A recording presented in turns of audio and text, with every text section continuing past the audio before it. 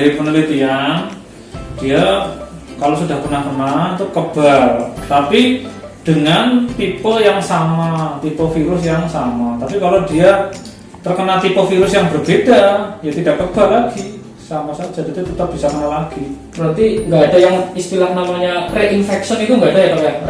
Reinfection kalau virus kena bisa, tapi kalau memang dengan virus yang sama, insya Allah nanti gejalanya akan lebih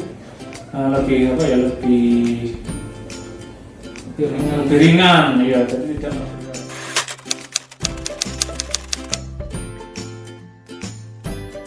Jadi istilahnya bukan bed rest, tapi isolasi diri, isolasi mandiri.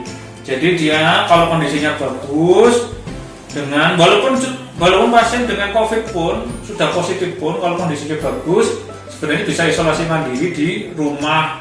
Jadi bukan bed rest, tetap bisa melakukan sesuatu tapi di rumah, dia tidak kontak dengan orang lain. Jadi kalau sudah 14 hari sudah bagus, tidak ada gejala, berarti dia memang tidak kena.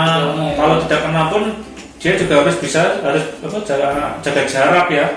Karena orang yang sehat pun terkadang dia itu sehat tapi dia bisa carrier itu membawa virus, tapi dia kondisinya bagus. Nah itu makanya kita harus tetap jaga jarak karena itu. Jadi orang yang terlihat sehat pun belum tentu dia bebas COVID, karena bebas COVID itu harus dites swab.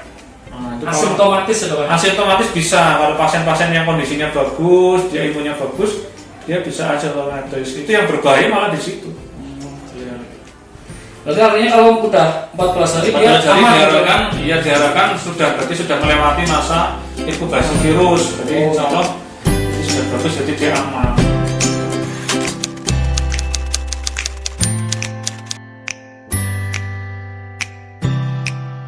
Ya itu kan sebenarnya yang banyak yang meninggal itu terutama rekan-rekan kita yang bekerja bukan di ruang isolasi. Jadi kebanyakan malah bekerjanya di gigi, di THT yang terkadang APD-nya kurang karena dianggapnya padahal pasien-pasien di kondisi seperti itu malah airborne.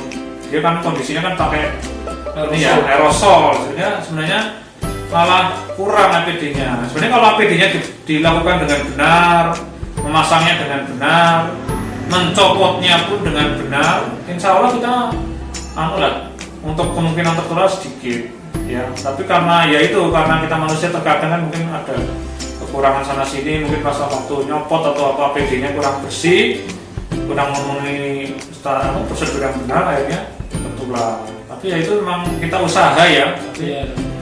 Kalau bisa memang semua sekarang baik itu dokter gigi, dokter THT maupun umum, kalau bisa sekarang pakai APD karena kita semua ini sudah banyak yang kena. Jadi kita nggak tahu mana pasien yang sehat benar atau yang dia asimptomatis. Berarti saya beresiko ya coba? Iya, beresiko. Sangat beresiko ya?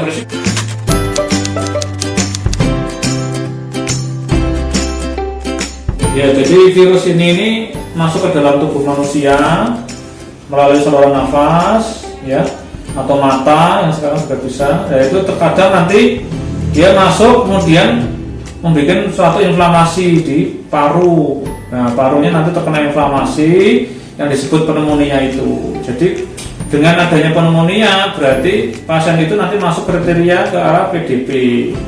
Kalau dia memberat, dia bisa gagal nafas. Jadi bisa buruk.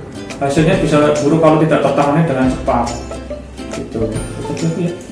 Seberapa besar kerusakannya? Ya, kerusakannya bisa luas. Makanya kalau cepat ditangani, insya Allah nanti cepat baik. Tapi kalau apalagi dengan adanya penyakit penyerta ya, dia mungkin udah sepuh, terus ada penyakit penyerta, penyakit jantung atau penyakit yang lain, itu dia lebih resiko untuk terjadi perburukan. Jadi kondisinya bisa jelek. Kalau udah kena, dia imunnya juga sudah turun, ada faktor penyerta, nanti akhirnya pun akan memburuk dengan cepat. Gitu. Ya. Terus ini dok, selain swab itu kita ini nanya dok ya. Iya. Selain swab, ciri yang khas gitu, misalnya ada dengan yang lain, misalnya apa dengan ronsen, ini kita curiga dia corona ini, atau dengan jadi gejala-gejala lain. Mendiagnosa suatu COVID itu selain dari anamnesa, ya riwayat kontak, kemudian nanti juga harus dari pemeriksaan fisik, juga nanti dari foto torak, kemudian juga dari laboratoriumnya nanti ke arah sana apa tidak. Nah memang untuk diagnosanya pasti itu harus pakai swab, cuma memang swab kan terbatas, jadi kita untuk orang-orang tertentu yang memang sudah mungkin PDP ya, kriterianya masuk PDP baru kita arahkan untuk ke swab gitu. Tapi kalau orang-orang yang masih di ODP masih kita belum kita. Memang yang paling bagus sebenarnya pasien yang sudah bergejala lebih dari 7 hari itu di rapid test semua itu sebenarnya, tapi karena rapid test juga dari pemerintah juga terbatas, yang itu kesulitan kita di situ. Tapi paling bagus memang swab, tapi swab itu membutuhkan waktu yang lama. Kalau rapid test kan paling 1 jam itu sudah ketemu, tapi itu harus gejalanya paling enggak udah lebih dari 7 hari. Tapi kalau swab walaupun awal di swab bagus hasilnya, cuma hasil swab itu nunggu lama karena dikirim bukan di sini, kita kirim ke senter-senter besar ya. Kalau di Jawa Tengah mungkin ke Semarang, Jakarta, kemarin aja 10 hari itu ya, yang Salatiga ya, itu yang kesulitan kita kalau swab itu, dan terbatas dan mahal itu ya. Oh berarti saat ini bayar gitu ya Bang? Enggak, itu masih gratis, cuma kita kan nyarinya susah. Jadi kita di rumah sakit pun nyari susah, tidak semua rumah sakit diberi pemeriksaan swab ya, dari dinas kesehatan yang memberikan itu juga terbatas.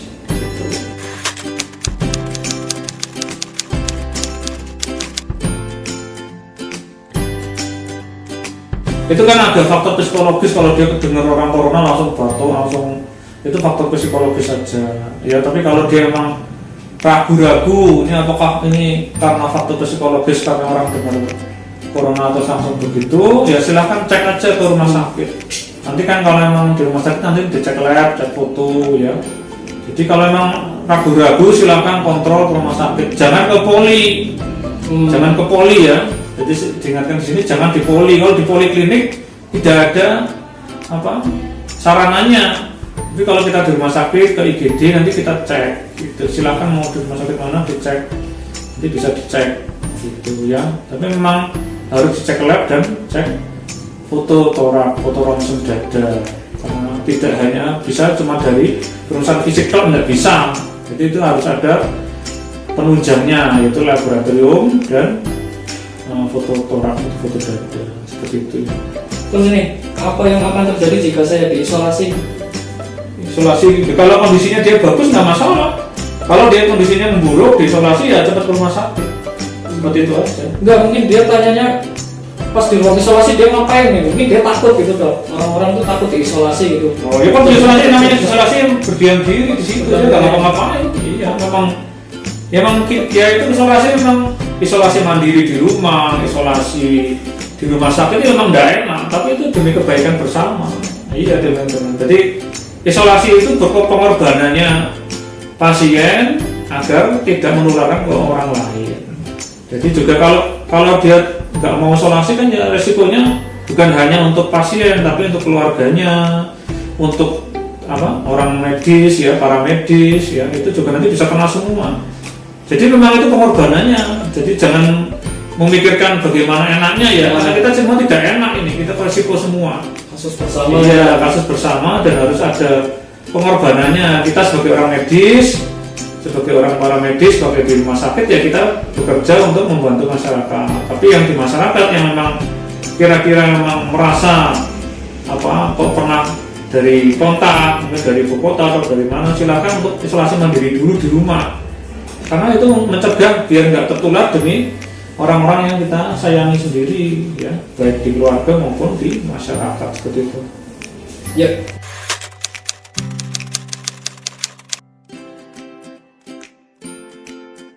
Kalau sesuai dengan guideline yang baru yang dari Kementerian Kesehatan, itu sebenarnya kalau pasien isolasi yang positif ya, COVID positif, kondisi bagus, itu sebenarnya cukup di rumah isolasi mandiri. Nanti petugasnya yang datang untuk swab.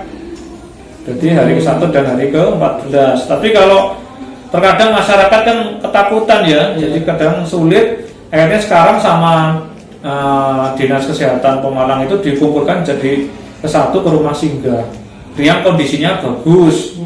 Tapi kalau kondisinya nggak bagus ya masuk ke rumah sakit Azhari, nanti di ruang isolasi dan sana dipantau dengan ketat seperti itu. Jadi tidak bisa kemana-mana. Jadi, tapi kalau yang kondisi bagus sebenarnya bisa di rumah. Nah, cuma ini tinggal kesadaran masyarakatnya. Kadang masyarakat sudah takut dulu, dan kesadaran juga dari pasiennya. Kalau pasiennya juga nggak bisa kooperatif, nggak mengikuti anjuran untuk tetap di rumah, malah kemana-mana ya susah. Itu harus masukkan isolasi. Mungkin kalau kondisi bagus sih paling nggak di rumah singgah. Rumah singgah itu disediakan oleh Dinas Kesehatan Pemalang seperti itu.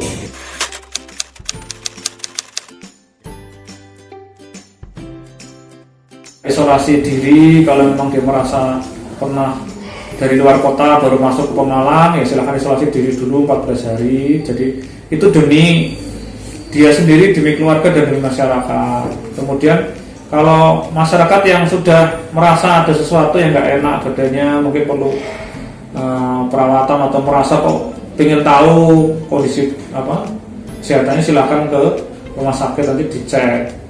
Gitu, jangan ke poli ya, jangan ke poli. Kemudian untuk untuk di masyarakat juga jangan lupa pakai masker ya, social distancing juga harus jalan. Kemudian untuk rekan-rekan medis, itu kalau di GD terutama yang paling berbahaya ya, di GD, di VK itu tanyakanlah di screening awal dulu untuk COVID ini. Jadi harus screening. Jadi sekarang semua harus screening, dari VK, di poli, di IGD harus screening, dan gunakanlah APD. Paling sebelum tidak masuk ya, iya, sebelum masuk. Jadi pasien yang masuk ke rumah sakit harus pakai masker semua. Kita pun masuk rumah sakit juga harus pakai masker, pakai kacamata Google kalau bisa, terutama yang langsung kontak dengan pasien awal-awal. Terus pulang, kalaupun sudah menjalankan tugas, pulang sebelum memegang keluarga, megang anak istri, jangan lupa harus cuci tangan, mandi dulu. Baju yang kita pakai dari rumah sakit langsung kita masukkan ke tempat cuci, jangan dipegang kemana-mana, kalau bisa direndam dengan sabun begitu. Jadi kita juga harus menjaga kondisi tubuh kita sendiri, makan bergizi, istirahat yang cukup, mungkin seperti itu.